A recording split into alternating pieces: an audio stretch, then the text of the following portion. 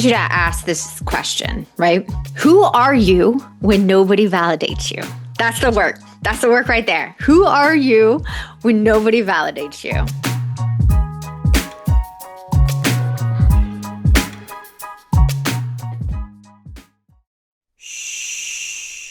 Welcome to the Secret Life Podcast. Tell me your secret. I'll tell you mine.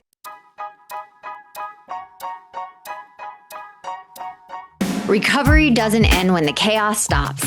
That's when the real work begins. After 16 years of recovery, my novels, Secret Life of a Hollywood Sex and Love Addict, and my new book, Becoming My Own Effing Soulmate, tell the before and after.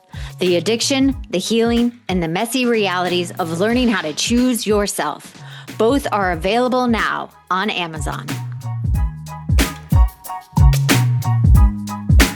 Welcome to Secret Life Podcast. I'm Brianne Davis-Gantt. Today we're pulling back the curtains of all kinds of human secrets. We'll hear about what people are hiding from themselves or others. You know, those deep, dark secrets you probably want to take to your grave, or those lighter, funnier secrets that are just plain embarrassing. Join me each week as we take a deep dive into one subject matter, exploring the how, what, when, where, and why of it all. This is Secret Life, and I'm excited for you to join the ride. Today, we are talking about decentralizing men. Why women are reclaiming their lives. Decentralizing, it's a word that's really going around right now. And one of my clients actually said, can you do an episode about decentralizing men? Because you and I worked so hard on that for a couple of years, and I just want people to hear it from your perspective. And I just adore her. So thank you for asking me to do this. We are talking about this because it's a huge conversation in the world and online, and it's a huge part of my work, is decentralizing fantasy, romance, soulmates, twin souls, blah, blah, blah, blah, blah, for people, not just men and women or whatever sexuality you are. I think in general, your life is like a cake, and your partner, romance, all of that should be like the icing. It doesn't have to be your whole fucking life and your whole fucking goal. And so I'm gonna do decentralizing men because it's the hot topic right now in the mental health world and toxic relationship world. But just so we are very clear, I want to decentralize romance. If I'm going to put it like that, I want to decentralize that a person does not complete your life. A person isn't there to make your life, a person is just a small part of your life. Romance is just a small part of your life. So anyone hearing me talk about this and they start to panic, let me just be very clear. I do not hate men. I love men. I do not hate romance. I do not hate love. I am in a 21-year relationship with my partner for life, and he's amazing. He's a great man. This is not about men or women hating men. This is about you are the most important person in your life. It's not about never dating. It's not about becoming cold and bitter and emotionally shut down. This is what I'm talking about, is that women specifically are no longer making romance of a validation to the center of their identity. But I don't want any human to make romance the center of their identity. So when I talk about it, no, that's what I'm talking about. Most women right now, and I'm so proud of them, are realizing my entire existence cannot revolve around being chosen.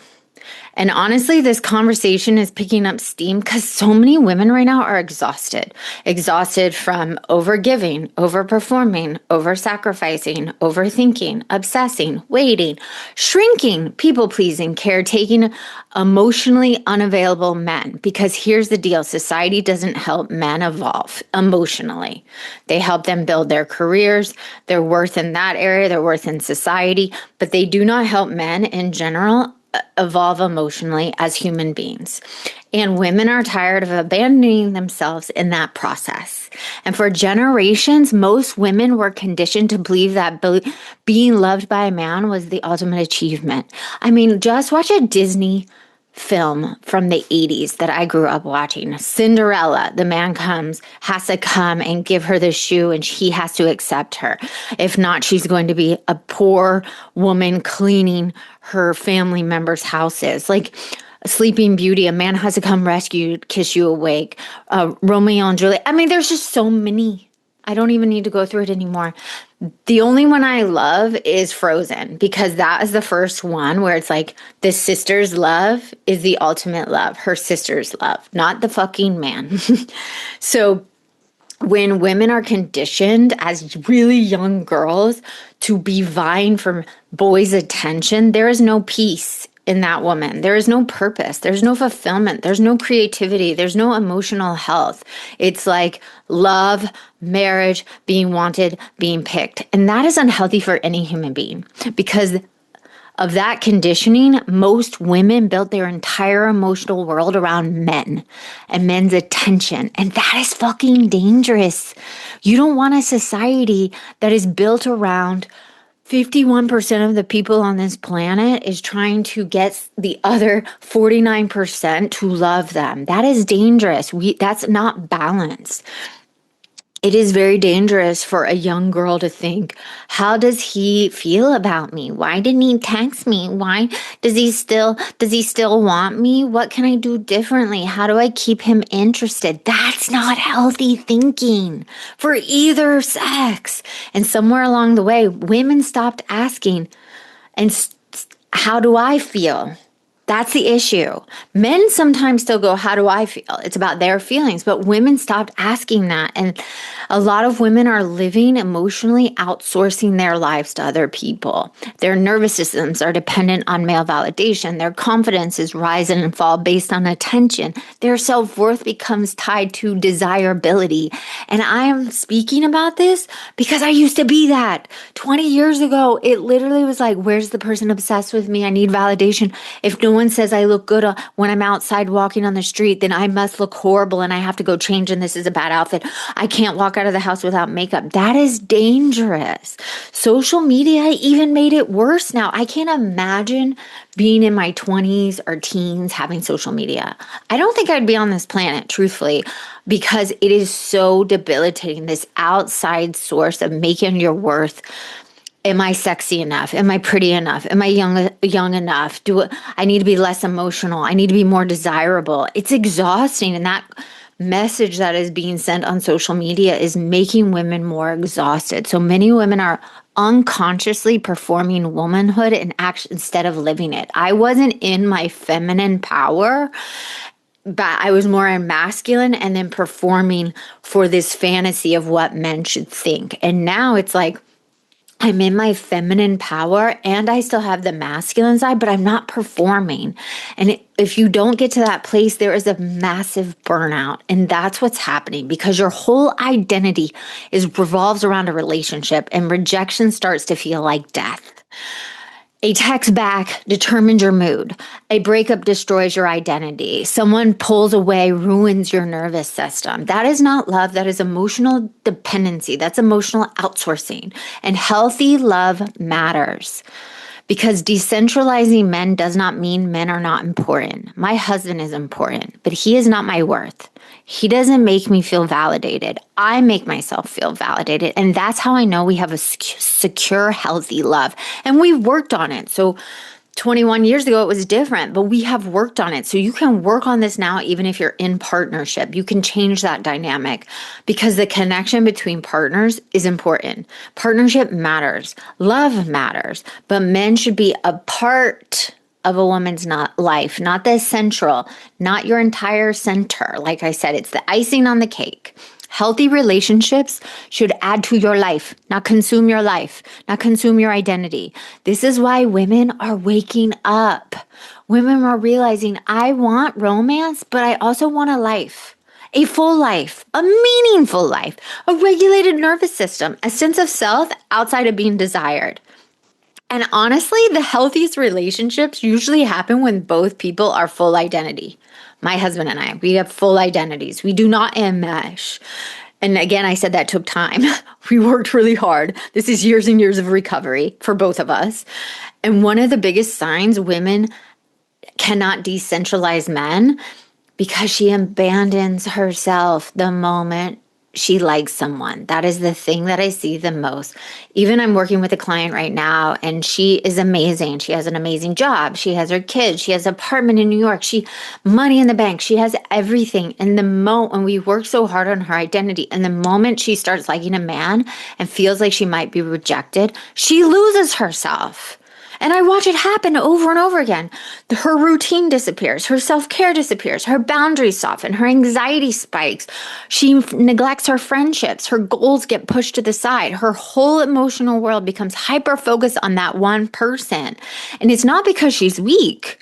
It's usually because somewhere in childhood she learned attention equals safety. So now romantic attention feels regulating to her. She feels validated. It feels like survival. And this is why women with abandonment wounds often struggle most with decentralizing men. Being chosen is so tied to their worth. But I want you to ask this question, right? Who are you when nobody validates you? That's the work. That's the work right there. Who are you when nobody validates you? Can you still feel value without attention? Can you still feel beautiful without feeling desired? Can you still feel enough without someone chasing you? Because self-worth that only exists when someone wants you is a fragile, fragile self-worth. Okay? So I want you to ask yourself that question and really sit with it. Now let's talk about what happens when women actually begin decentralizing men. Their energy comes back. Suddenly they have room for so many things in their life. Even me, I garden, I create new concepts, I write a new book, I paint more now, I have a painting studio, I spend time with myself, listening to podcasts I love, listening to philosophers I love, listening to music I love. I have an amazing health routine for myself. Before that, 20 years ago, I didn't do any of that shit. I didn't have any hobbies. So there's room more for creativity, friendships, purpose, rest, joy, my health, my spirituality with God. My career goals are huge. My peace of mind is so much better. And I still have a man in my life, a very great man. But I stop obsessing about what he thinks. I stop obsessing constantly. I stop shape-shifting for his approval or anyone's approval. You stop tolerating crumbs because loneliness scares you. I am not scared of Mark ever leaving me. If he decides one day he doesn't want to be with me, again, I will be sad, but my whole identity won't be gone. And that's what I see with so many divorced women or women going through separation. Your identity can get bigger. It has to get bigger because you lost yourself in that. And honestly, a lot of women, hear me, glow up. They're more attractive when they start decentralizing men because they become more rooted in themselves and this energy comes out of them. They're not desperate. They're not performing. They're not chasing. Okay, so I also want to talk about the characteristics women need to move into if they want to be successful in this. Number 1, self-trust. I trust myself. Do you trust yourself? Women who decentralize men trust themselves deeply. They stop making other people's opinion their authority over their lives. Number 2, emotionally regulate. I can regulate myself faster. I don't pop off more. I don't get angry as much. Literally, even in the last 6 months, there's something calm that has come over me where it's like, I trust myself. I can regulate myself. I'm great. And everything out here doesn't fucking matter. You cannot decentralize men if your romantic inconsistency sends your nervous system into chaos. If every time Mark and I got in a little argument and it rocked my nervous system, I would not be in peace. I'm in peace. Anytime a toxic man comes towards me, even in clients or people in my life, if I allow those people, even if they're not romantic interests, to affect me, I'm not decentralizing men. Nobody rocks me. I don't care what you fucking do. You don't rock me. You have to then learn how to self-soothe. What are the things you do to self-soothe? How can you sit in discomfort? I actually have gotten so good in sitting in discomfort. And it's like, whatever.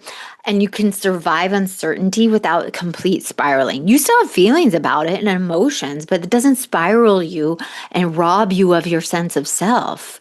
So I just want you to see, are you learning how to regulate your nervous system? Everybody's different. Like for me, singing really helps. Humming really helps. Doing the vibration plate, going on a walk, sitting in the grass, digging in my garden, planting things. Like so many things help me. And you need to learn what helps you. And I have a lot more. Those are just off the top of my head. Number 3, your purpose. What is your purpose? Women need something bigger than romance and marriage and kids and all that. You need a dream. You need a mission. You need a creative life. You need a calling. Because when romance is only your source of meaning, you'll cling to it no matter if it's unhealthy or not. Okay. And number 4, the huge one, community. Women were never meant to emotionally survive isolated. We always had community. We had huts in the caves. We had community. Their deep friendships, female friendships matter. Healthy support systems matter. Some women are placing irresponsible emotional expectations on their romantic relationships because they have no emotional ecosystem outside of dating. And that's why I love my job. I mean, I work with 50-50. I work with men and women. So I work with both. I will tell you that women put their emotional needs more than men put. Men just eat it and they just push it down and they have to do their own work to evolve. But women put it on their romantic partners. And that's where women really suffer. Number 5, discernment. Not every attraction deserves access in your life. A lot of women need to stop romanticizing potential and start observing behaviors. Start looking. How do people show up? Just because a man comes into your life and he's attractive and there's chemistry doesn't mean he's right for you. Do the work. Work with somebody. Break down. If you keep repeating patterns and not successful in your romance, you need to look at why. Over here, your life needs to build, and over here, you need to have better boundaries and see what you're attracting. Now let's talk about the characteristics of women that need to move away from. Here are the characteristics. Move away from these. And these are like the fantasy loop that I talk about in the system. It's like hyperfixation, obsession, fantasy bonding, over-functioning for someone, trying to earn someone's love, self-abandonment, people-pleasing, emotional addiction to inconsistency, confusing anxiety. Oh my God, this one. For chemistry. I mean, I can't tell you. I got in a fight with a client because she is confusing chaos and inconsistency to chemistry. And I said, no, you are in a healthy relationship. You need to learn to be in a healthy relationship, not in toxicity. You are addicted to toxicity that you call passion. It ain't fucking passion, girl. She wasn't happy about that, but that's okay. But these characteristics that I just said, that's the emotional emptiness, that's stage 1 of the fantasy loop. Then you get activated by someone and you put a fantasy on them. Stop projecting fantasy on people. That is stage 3. And then with the push and pull that you have to earn their love, you got to people please, all of that. That is stage 4, the on and off reinforcement. And then you abandon self. You abandon self completely. You people please, like I said, you try to earn their love. You obsess. Obsession and self-abandonment is stage 5. And then you collapse when you don't get that addictive inconsistency, chemistry, passion. That is 6. And then you go back to the fantasy. So stop the loop. Stop the loop. When you decentralize men, you stop the loop. And one of the biggest ones is making that relationship your identity. So that's like the healthy loop. You start developing your own identity. You should still know who you are inside the relationship. And the other important conversation I want to say before we get off is some people fear that decentralizing men means women will stop needing relationships altogether. That is not true. Humans are wired to connect. Love is beautiful. Partnership can be deeply healing. My husband and I are an example. But the goal is interdependence, not emotional captivity. The goal is I love you deeply, but I do not disappear inside of you. That is healthy love. And honestly, this movement is happening because women are beginning to realize something powerful. Their lives are valuable now. But they've always been valuable. I see. Society didn't allow us to value ourselves that way. So not just when we are chosen, we are married, somebody validates us. Right now, you fucking matter without a man. without a partner even, whoever that is.